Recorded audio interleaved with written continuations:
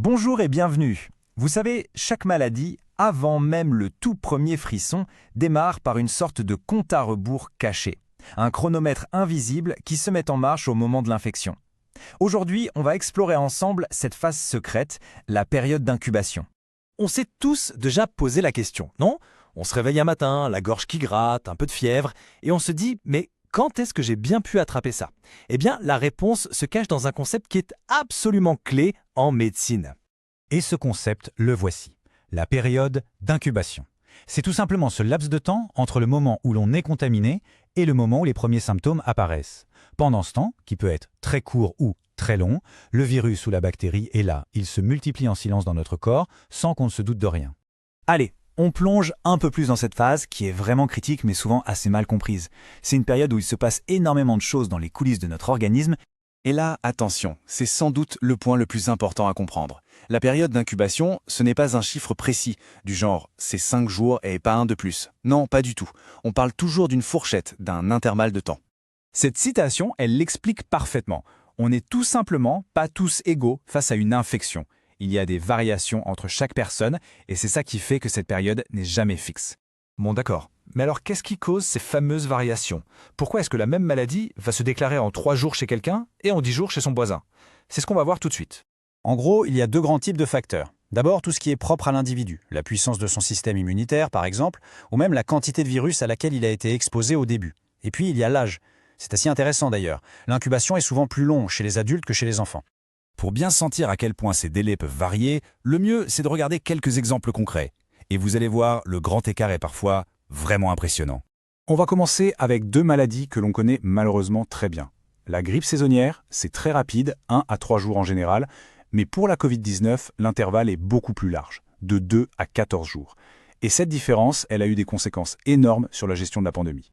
Et là, quand on regarde ce tableau, on voit une diversité incroyable. Pour Ebola, on va de 2 à 21 jours. La rougeole, c'est plus stable, autour de 9 à 12 jours. Mais alors, regardez le VIH ou l'hépatite B.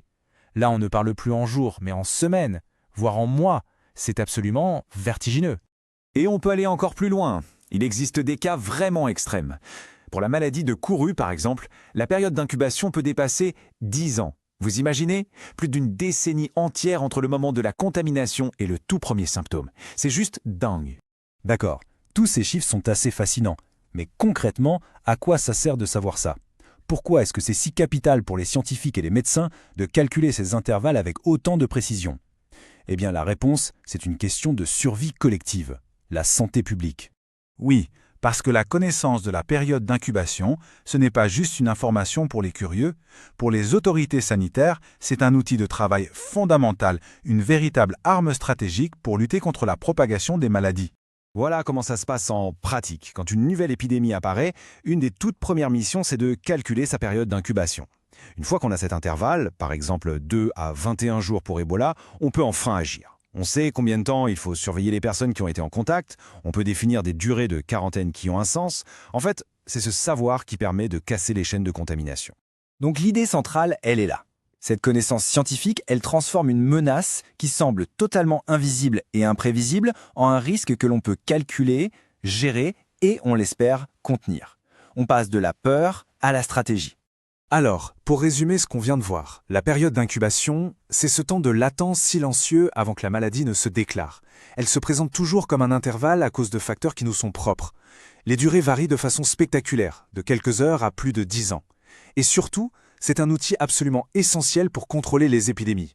Et tout ça, ça nous laisse avec une question fondamentale pour l'avenir. On le sait, de nouvelles menaces sanitaires vont apparaître.